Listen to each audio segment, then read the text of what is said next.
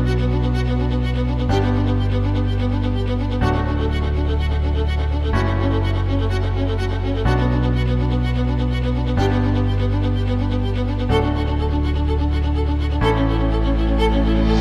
grade 7 science learners, I'm Teacher Nell, your science teacher for today. Welcome to our first week of virtual teaching and first quarter of this school year 2020-2021. In today's video lesson, you will be exposed on how scientists solve problems. This will help you guide on how to be observant of our surroundings. Keen observation is one way of understanding science processes like measuring, computing, inferring, generalizing, and drawing conclusions. These science processes will help you acquire and develop higher order thinking skills or HOTS. Now, what are you waiting for? Come and join with me as we explore about scientific method of investigation.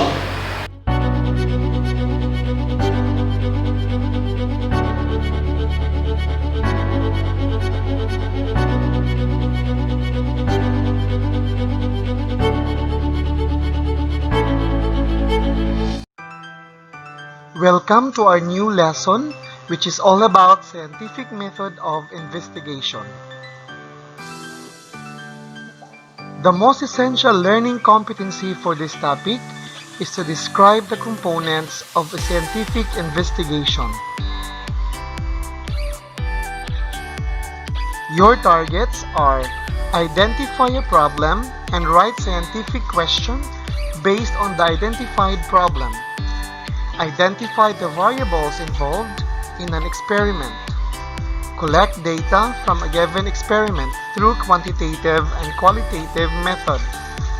Draw conclusions based on information or data given.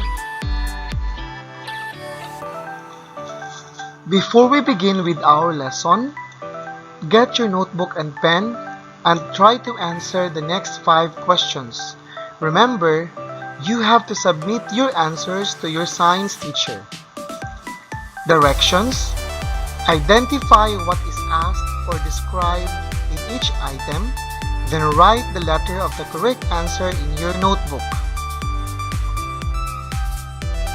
Number 1. The table below shows the number of water drops against the size of the coins.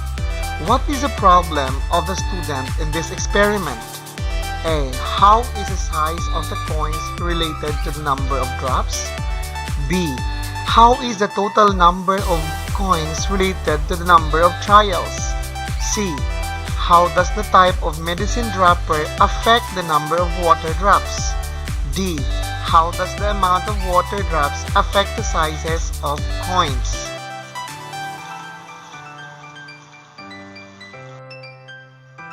Number 2.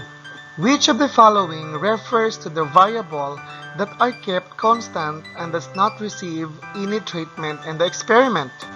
A. Codependent. B. Controlled. C. Dependent. D. Independent. Number 3. What part or group of an experiment includes the variable being tested?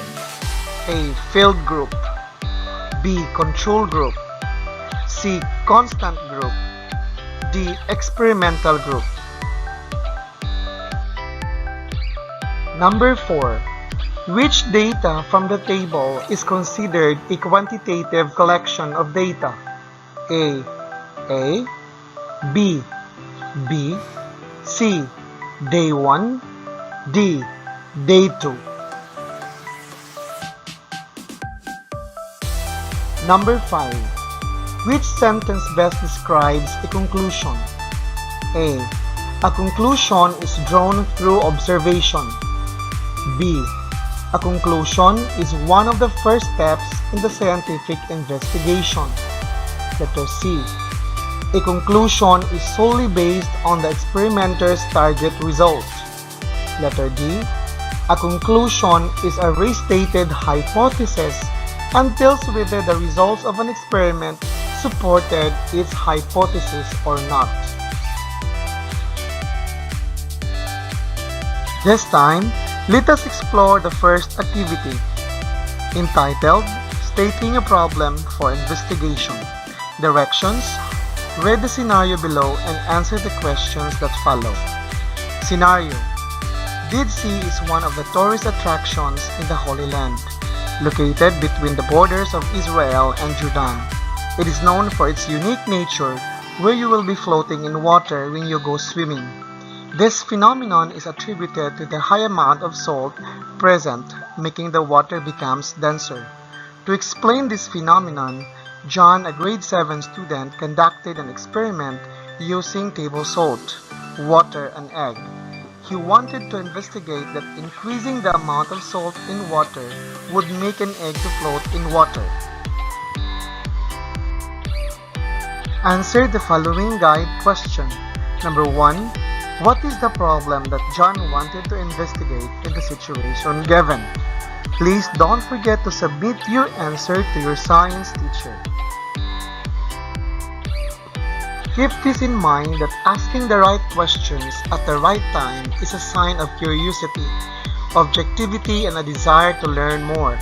In scientific investigation, the question we ask is called a research question. The research question is sometimes formed as a statement and is called a problem or problem statement. The discussion on anotes.com emphasizes that a good research question has the following characteristics. It should have some answers or real answers. It should be testable or can be tested by someone through an experiment or measurement. It leads to a hypothesis that is falsifiable, means it should generate a hypothesis that can be shown to fail.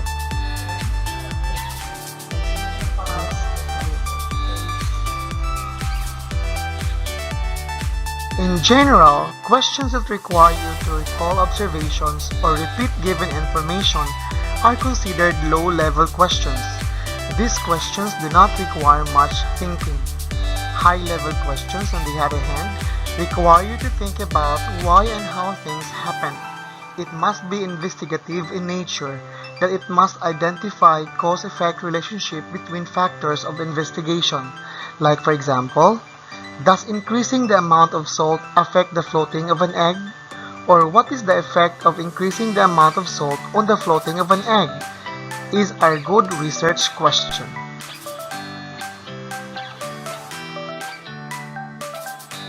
Let's perform the next activity. Activity number 2. 2 rabbits, ideally from the same litter, will be used to conduct the experiment. Give each rabbit a different diet. One of only fresh vegetables such as lettuce, carrots, and celery. Feed the other rabbit with feeds from the pet store. Make sure the weight of the food each rabbit receives is the same. Record your observation after every week in your observation notebook.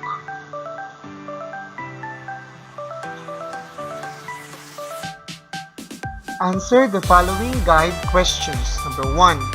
What is the problem needed to be investigated? Number 2.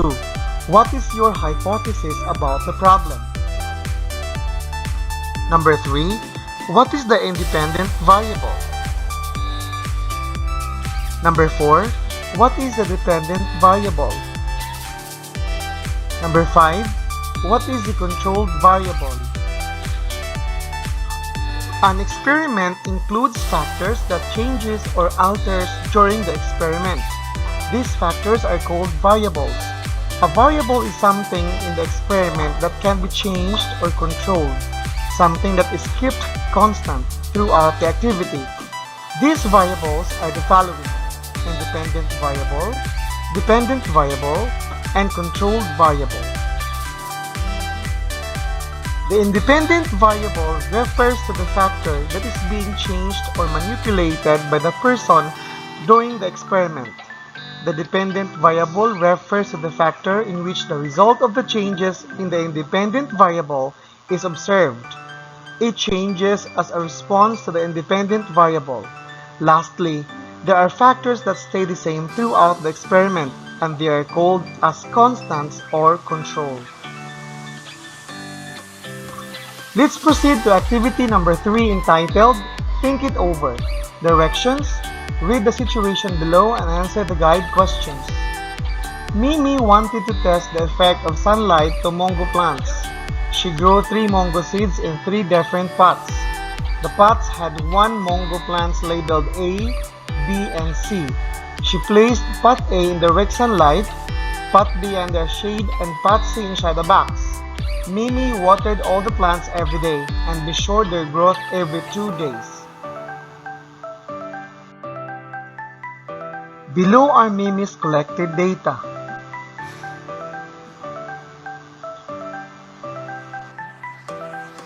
Below are Mimi's graph of mango plants.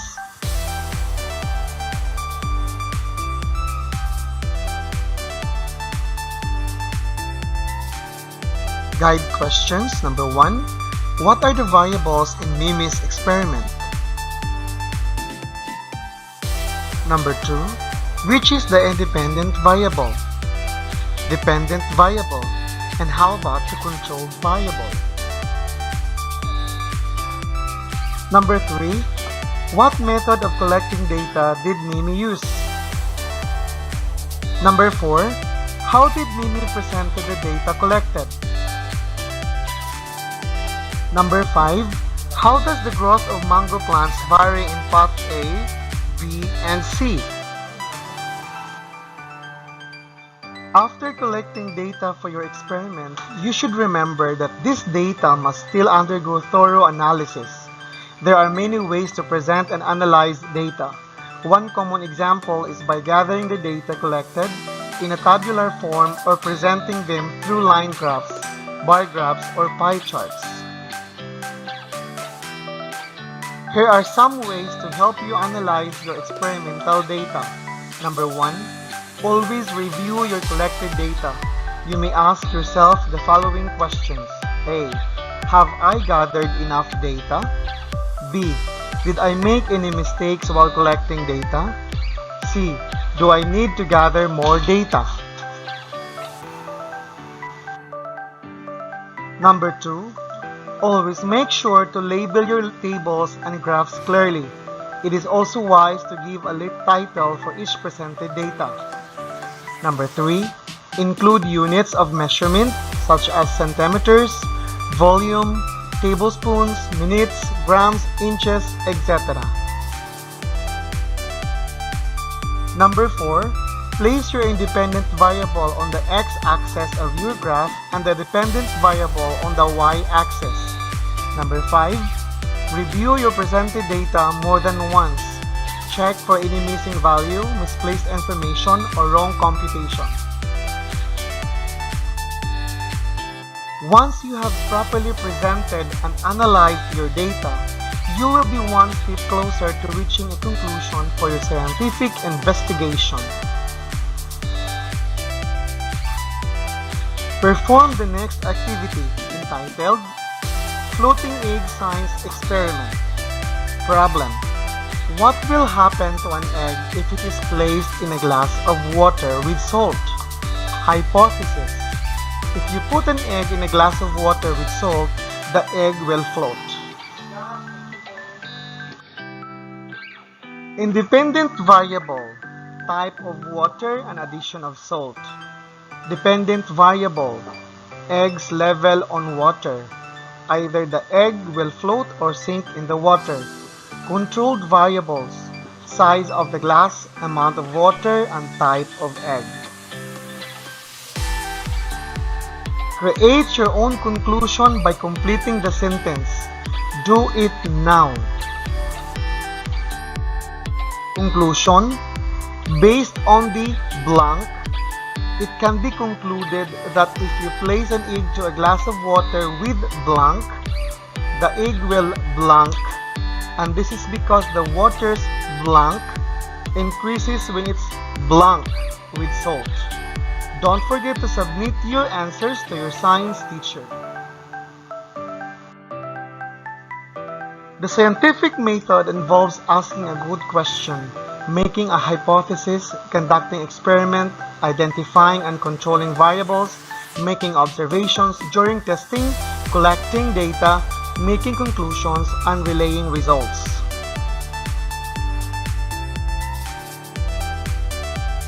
Drawing conclusions is an essential step because it contains a summary of the results of an experiment, explains whether or not the results supported the original hypothesis, discusses any errors that were made in the following procedures or keeping variables constant, makes recommendations on how to expand the experiment if it is going to be repeated, and suggests ideas for future experiments that could build upon current knowledge.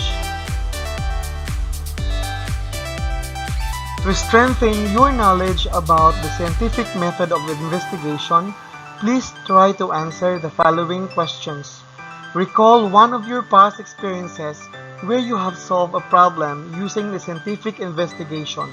Share the information through using a template in the next slide. Title, problem, hypothesis, variables and dependent variable, controlled variable, groups, experimental group, controlled group, results, conclusions. Don't forget to submit your answer to your science teacher. It's time to reflect. I have learned that. I wish to ask my teacher about. We're almost done with our lesson, but before we end, try to answer the next 5 questions. Write your answer in your activity notebook. Number 1. The table below shows the number of water drops against the size of the coins. What is the problem of the student in this experiment? A. How is the size of the coins related to the number of drops? B. How is the total number of coins related to the number of trials? C. How does the type of medicine dropper affect the number of water drops? D.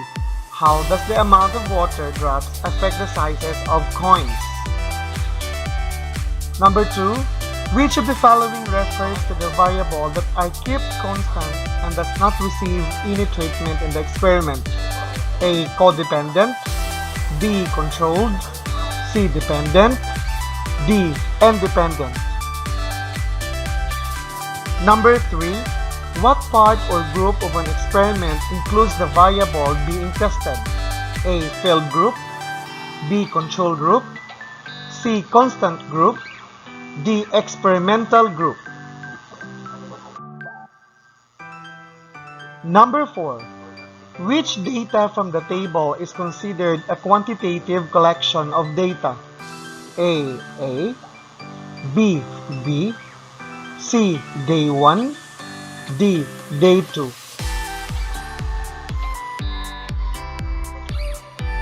Number 5.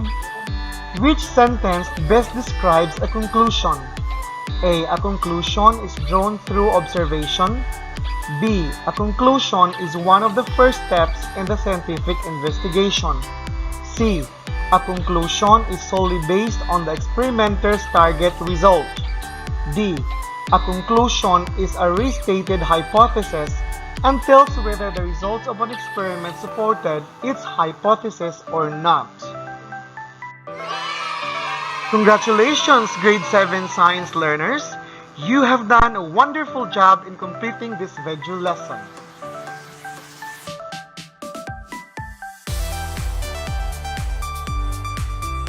Thank you for watching, and I hope that you learned something today.